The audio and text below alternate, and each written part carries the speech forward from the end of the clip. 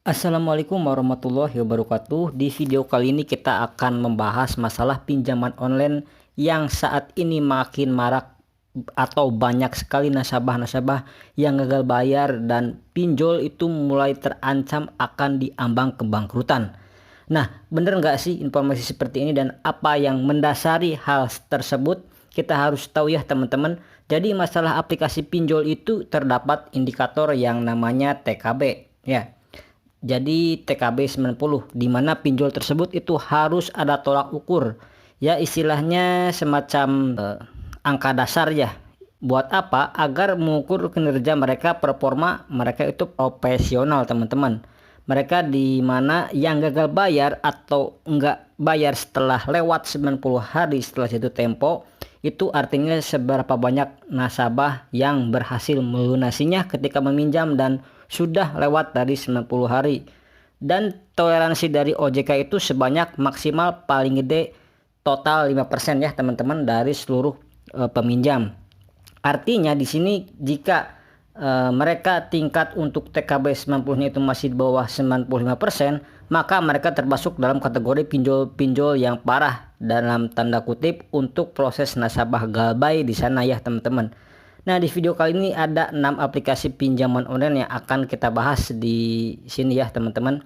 Ini disebutkan ada beberapa ya teman-teman. Ada yang pertama itu aplikasi pinjaman online Modalku teman-teman ya. Modalku. Nah, kemudian ada pinjam modal 360 kredit, terus kemudian cash cepat. Modalku di sini tertulis 94,21 ya. Pinmas 90%, pinjam modal 94%, hampir mendekati 95, ada juga 360 kredit sebanyak 69% ya teman-teman. Ini membuktikan banyak nasabah yang masih gagal bayar atau telat bayar di aplikasi pinjol.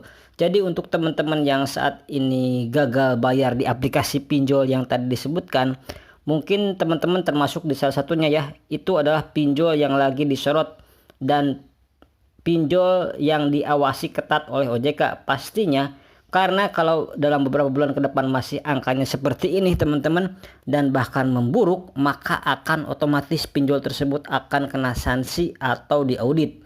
Ya kan kita nggak tahu ya teman-teman strategi apa yang akan mereka lakukan, tapi ini membuktikan bahwa kalau mereka yang banyak galbainya, artinya proses sistem analisa mereka itu atau persetujuan untuk pengajuan pinjaman online yang mereka lakukan itu harus dievaluasi atau perlu diperbaiki.